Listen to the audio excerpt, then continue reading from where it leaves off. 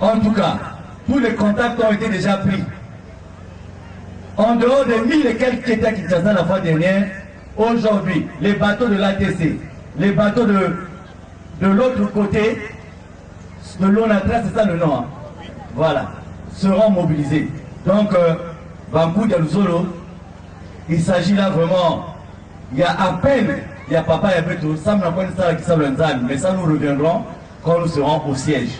Alors, nous allons donc remettre la parole à la modération, mais dès qu'il sera 11h, puisque Bankou Munoz qui est là, on va aussi être responsable. Nous avons Bonga, quand il sera 11h, nous allons démarrer avec le programme de la prédication. Vous vous souvenez la parabole dans la Bible, tant qu'on va lancer que ma grain, eh bien, ça dépendait de là où tombaient les grains. Quand ça tombait sur la terre fertile, eh bien, ça poussait. Quand ça tombait sur la pierre, ça ne pouvait pas pousser. Et nous allons continuer à lancer, à s'aimer. Et la terre fertile aura les plantes qu'il faut. Alors, la modération, je m'en vais vous remettre la parole, mais à 11h, nous démarrons avec le programme de la prédication. S'il y a des autorités qui viennent, nous verrons comment agencer. La prédication à vous. Et la modération à vous. Animation.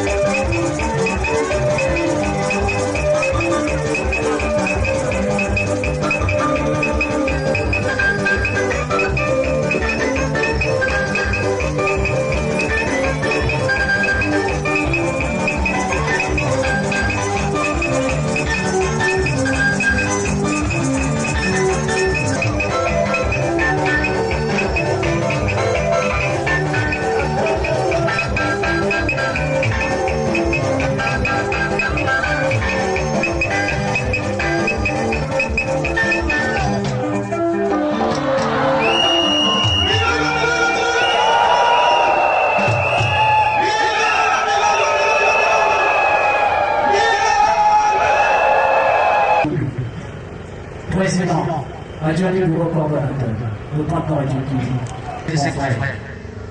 Le jour du rituel, pendant qu'il priait pour la bénédiction des jeunes et de ses confrères, il dit: vous vous constituez l'élite spirituelle de demain, et parmi vous, il y a un qui séparera le grain de la paille dans le grenier, et il brûlera cette paille d'un feu dévorant qui ne s'éteint jamais. Pendant qu'il baptisa le jeune Émile, un nègre du Congo français, les cieux s'ouvrirent, furent auréolés, et l'Esprit de Dieu descendit sur la ville. Ce jour, il y eut beaucoup d'autres événements de portée spirituelle. C'est le cas de sa première transe. Le chef spirituel de l'armée du salut, le général Béni, fut très ému, au point où il est certain que s'il savait qui il venait baptiser en Afrique noire, il aurait hésité d'effectuer ce voyage, car il ne se serait pas senti à la hauteur de baptiser ces jeunes Africains, d'être de surcroît à l'image de Jean-Baptiste devant Jésus, Christ le jour de son baptême. La prédication faite par le général Béni à cette occasion fut tirée du livre d'Ésaïe au chapitre 11 du verset 1 au verset 5. Pour notre méditation, lisons attentivement ce passage qui annonce, qui est de une foi, c'est pour nous. Amen. Amen. Amen. Voilà comment 650 pouvaient introduire cette grande scène. D'accord, l'animation, nous allons suivre le mot de bienvenue pour la prochaine. D'accord, l'animation. Monsieur le conseiller économique de monsieur l'administrateur maire de l'arrondissement 3 qui donc, le représente à cette occasion, madame, monsieur les chefs des comités de quartier, notamment le comité du quartier 315, le comité du quartier 308, distingués invités, très chers frères et sœurs en Christ,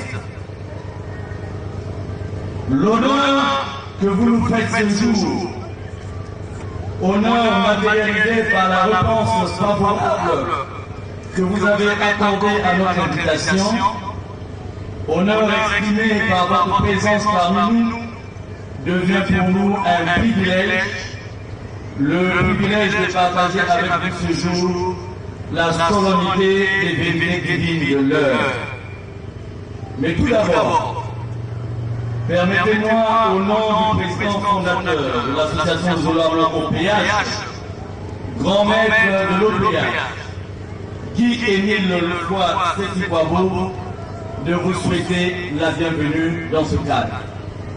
Monsieur le conseiller économique, représentant monsieur l'administrateur maire de l'arrondissement 3 Tétié, distingués invités, chers parents, amis et connaissances, chers frères et sœurs, mesdames, mesdemoiselles, messieurs, depuis plusieurs siècles, des faits et des affirmations nous ont été donnés, sinon dictés par une histoire qui, reconnaissons-le, nous a été imposée. Si donc depuis, nous n'avons énoncé aucune contradiction, quand le cinéma et les images nous ont montré un Jésus blanc, aujourd'hui pourtant, dans le but de restituer la vérité, quand il est question de Dieu noir, de Jésus l'Africain, on utilise à répétition la lettre S comme pour porter accusation. Sacrilège, scandale, sottise, simulacre. Jamais les mots commençant par la lettre S n'ont été autant utilisés avec tant de mépris et de haine. Distingués invités, mesdames, messieurs, très chers frères et sœurs, vous conviendrez avec moi que nos ancêtres, avant la découverte de ce continent par l'extérieur, n'avaient jamais rencontré d'hommes blancs, jaunes ou rouges, sinon que par certains mystères de la génétique, ceux de nos frères et sœurs atteints d'albinisme, phénomène qui d'ailleurs avait une autre considération à l'époque. Vous conviendrez également avec moi que nos mêmes ancêtres, au-delà des clichés d'animisme, de fétichisme, croyaient en un Dieu, tout au moins à un être supérieur, le Nzadiamkoum. D'après vous, eux qui n'avaient jamais vu d'être d'une autre couleur, quelle couleur donnait-il à ce Dieu qu'ils vénéraient? Évidemment, chaque fois que nous posons cette interrogation, on entend dire par-ci et par-là la conception selon laquelle Dieu est esprit et non chair. Or, mesdames, messieurs, distingués invités, très chers frères et sœurs, la Bible, le livre saint, balaie d'un revers de la main toutes ces incongruités intellectuelles. En effet, Les prédicateurs vous le diront avec beaucoup plus de précision tout à l'heure. Dieu ne dit-il pas, créons l'homme à notre ressemblance. Nous sommes donc la ressemblance de Dieu. À bien voir, j'ai en face de moi, non pas des esprits, mais des êtres humains en chair et en os qui sont la ressemblance de Dieu. L'être humain est donc la ressemblance de Dieu, ce qui n'est pas le cas du lièvre, de la carpe, du moineau ou de la cigale.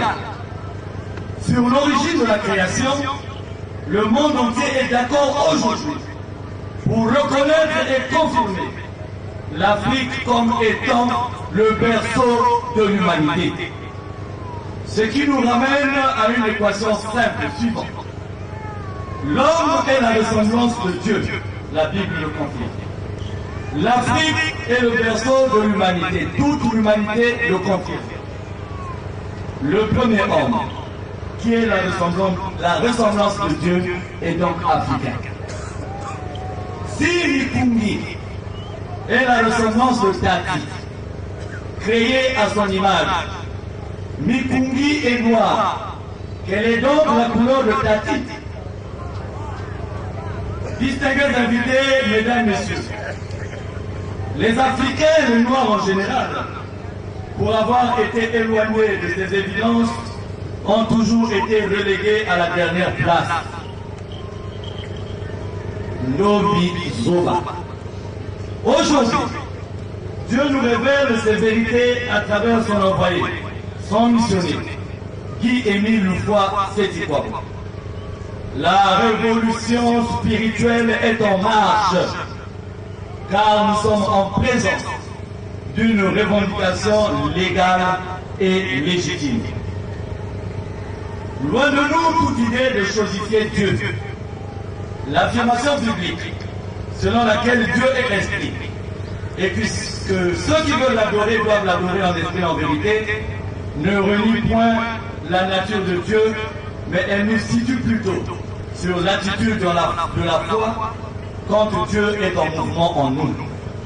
La revendication actuelle est avant tout une reconnaissance, une correction à apporter à l'histoire, longtemps écornée par ce maquignonnage éhonté de certains humains qui avaient leur raison.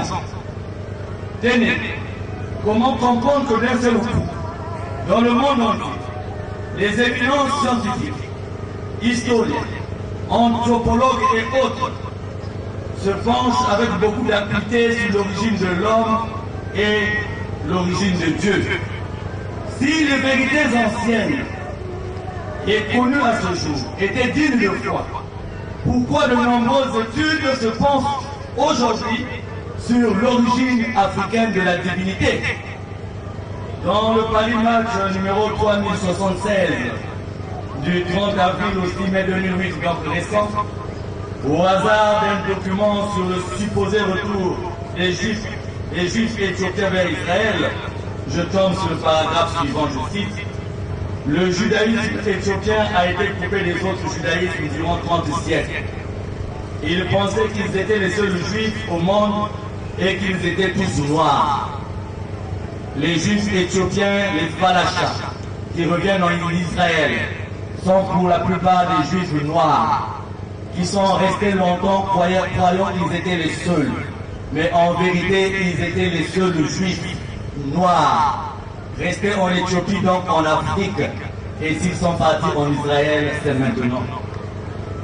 Dans cette citation donc, les juifs éthiopiens étaient tous noirs et croyaient être les seuls noirs au monde. Cette affirmation balaie l'assertion selon laquelle les juifs, donc les israélites, sont des blancs. Sujet de méditation. Mesdames, messieurs, distingués invités, frères et sœurs en Christ, la révolution spirituelle est donc en marche. Elle a pour origine le Congo-Brazzaville. Soyons tous heureux d'être non pas simplement des partenaires, mais des ayants droit de cette grâce que nous accorde l'Éternel Yahvé au péage Sébaoth de Tout-Puissant. Que Dieu vous bénisse, je vous remercie.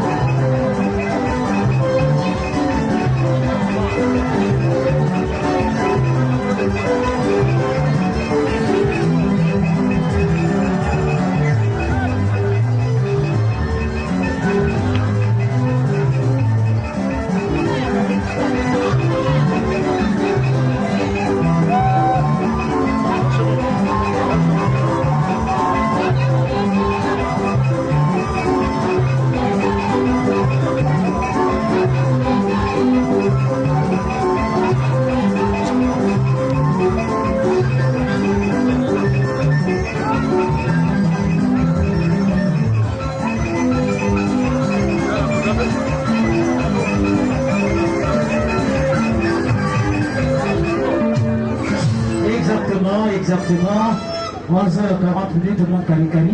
Je suis la sœur Goulou Rosnes Splendeur.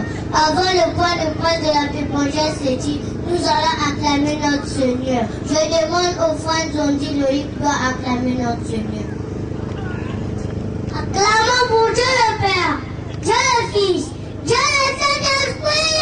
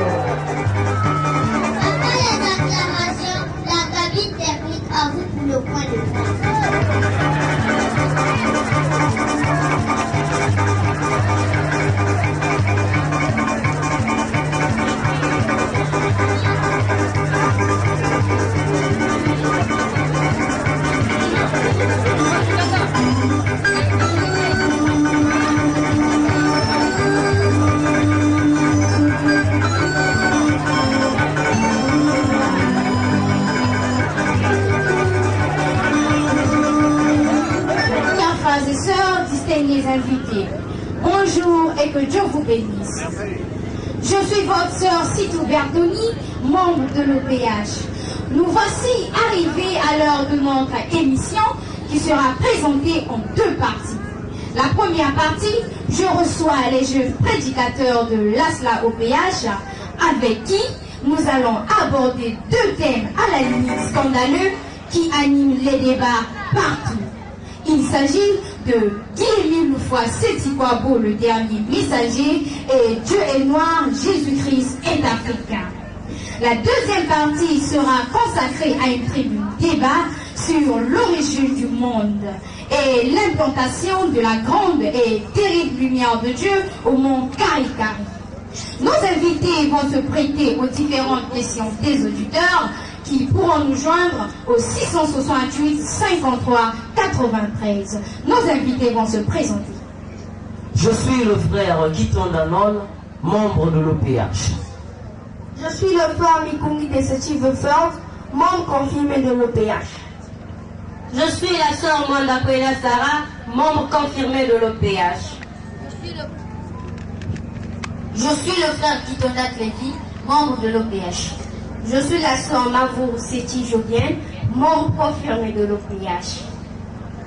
Frère Guiton Danol, dans vos prédications, vous dites que Guy-Émile Loufoua-Seti-Kouabo est le sacrificateur dans l'ordre de Melchisédek, qu'il est le consolateur, l'esprit de vérité, le petit capital de l'éternel.